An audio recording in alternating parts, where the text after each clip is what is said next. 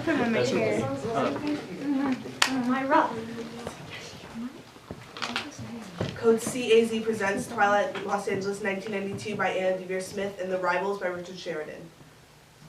We lived in apartment A6, right next to A8, which is where George Holliday lived. And next thing we know is 10 or 12 officers made a circle around him, and they started to kick him. I remember that they just not only hit him with sticks, they also kicked him.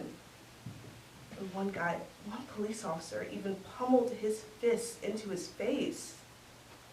And they were just kicking him. And we were like, oh my goodness. And I was just watching. I felt like, oh my goodness. Because it was really like he was in danger there. It was such an oppressive atmosphere. I knew it was wrong. Whatever he did, I knew it was wrong. I just knew in my heart, this is wrong. You know they can't do that.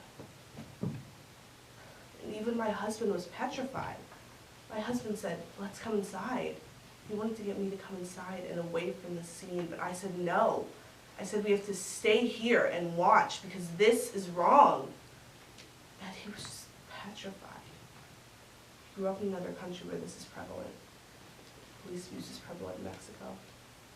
So we stayed and we watched the whole thing. And I was scheduled to testify. I was kind of upset at the outcome because I had a lot to say. And during the trial, I kept in touch with the prosecutor, Terry White. And I was very upset. And I had received a subpoena. And I told him, when do you want me to go? He says, I'll call you later and I'll give you a time. And the time came and went, and he never called me. So I started calling him.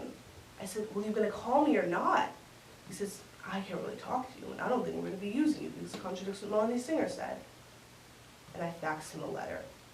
And I told him that those officers were going to be acquitted. And one by one, I explained these things to him in this letter. And I told him, if you do not put witnesses, if you don't put one resident to testify to what they saw, and I told him that those officers were going to be acquitted. And I really believe he was dead set on that video, and that video would tell all. But you see, the video doesn't show you when those officers went and assaulted Rodney King at the beginning. You see that? I was so upset. I told my coworker, I said, I had a terrible dream that those guys were acquitted. Look at this. They were. They were acquitted. Yeah, I do have dreams that come true, but not as vivid as that one. Why, is it not provoking? When I thought we were coming to the prettiest distress imaginable, to find myself made a mere Smithfield bargain of at last. There. And I projected one of the most sentimental elopements, so becoming a disguise, so amiable a ladder of ropes, conscious moon, 4 horses, Scotch parson, with such surprise to Mrs. Malaprop and such paragraphs in the newspapers. Oh, shall I die with disappointment? Now, sad reverse. What have I to expect after a deal of flimsy preparation with the bishop's license?